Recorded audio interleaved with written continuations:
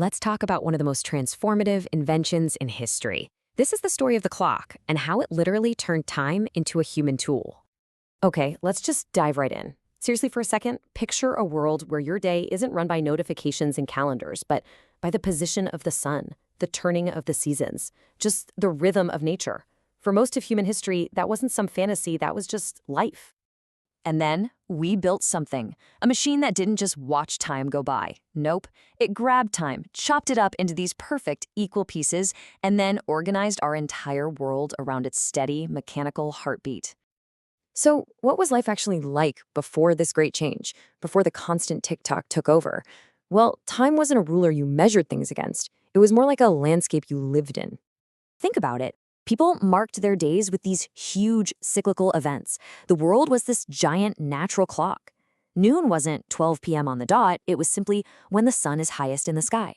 Time was flexible, it was local, and it was completely tied to the world right outside your door. And this led to a really interesting concept called task time. You didn't work from 9 to 5. You worked until the field was plowed, or the bread was baked, or the boat was mended. The task itself, not some abstract number, defined the duration of your labor. But as societies got bigger and more complicated, they needed a different kind of time. Something standardized, something you could count on, something mechanical. And this need, well, it sparked a revolution. So jump forward to the late Middle Ages, and all of a sudden, these revolutionary machines start popping up in Europe. And we're not talking about a little wristwatch. These were massive iron beasts installed in church towers, their bells literally ringing out the hours and imposing this brand new unified rhythm on entire communities. Okay, so what was the secret sauce here? What was the one invention that made it all possible? It was this thing right here, the escapement. Specifically, this early version called the verge and folio. This little mechanism was the absolute genius at the heart of the first clocks. All right, so how did this crazy thing actually work? It's just brilliant engineering. You've got a weight that's pulling down on a gear, wanting to make it spin freely, but the escapement says, not so fast. A tooth catches a little paddle, called a pallet, giving a little push. This push rotates the assembly, and then the other pallet swings in to catch another tooth, stopping the wheel again. It's this constant dance, push, catch, push, catch. It turned the raw, continuous force of gravity into a series of discrete, measured steps, the world's first artificial heartbeat. And this is the game changer, right? This new mechanical time didn't care if it was cloudy or sunny, summer or winter. It was abstract, universal, and entirely man-made. Civilization now had a pulse of its very own. But here's the thing. Those first clocks, revolutionary for sure, but they weren't very accurate, often losing or gaining many minutes a day. So the next great chapter in our story is this relentless, obsessive hunt for precision. So let's jump ahead to 1656. The Dutch scientist Christian Huygens has this incredible breakthrough. He realizes that by harnessing the super-regular, predictable swing of a pendulum, he could regulate a clock's movement with an accuracy nobody had ever seen before. And you really have to understand just how massive this improvement was. We went from clocks that were off by about 15 minutes a day to clocks that were accurate to within a minute, and pretty soon to within seconds. This was a total quantum leap. And all of a sudden, the world just opens up. You could finally conduct scientific experiments that relied on precise timing. Astronomers could map the heavens with new certainty. And this is a big one for a growing global economy. Sailors could better determine their longitude at sea, transforming navigation and trade. And of course, the quest didn't stop there.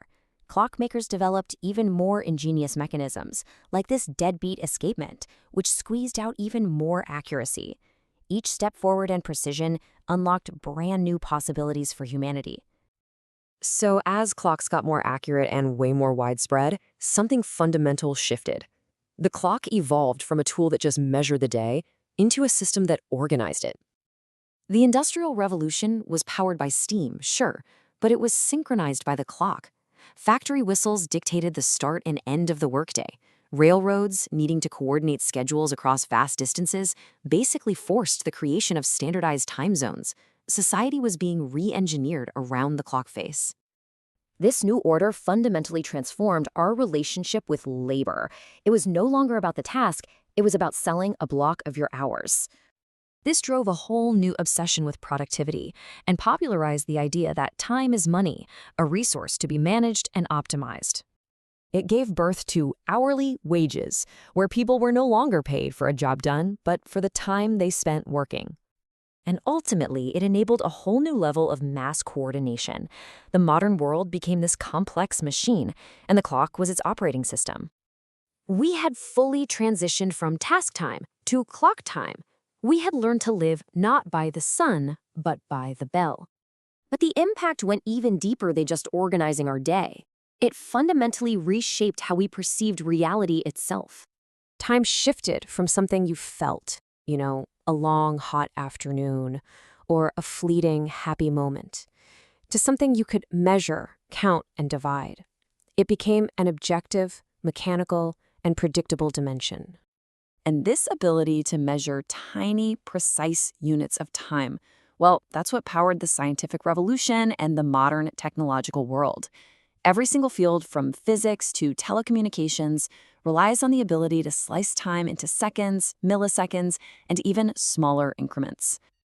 So the big takeaway is this. If the printing press shaped the modern mind, the clock shaped the modern day. It wasn't just about knowing what time it was about creating a new kind of time altogether, a time that was uniform, divisible, and controllable. It synchronized society, it disciplined labor, and it enabled science. And in doing all that, it turned the abstract flow of existence into a tangible resource, a tool to build the modern world. And that leaves us with a pretty big question. As we develop new tools that manage our attention and our data, how are they shaping us today?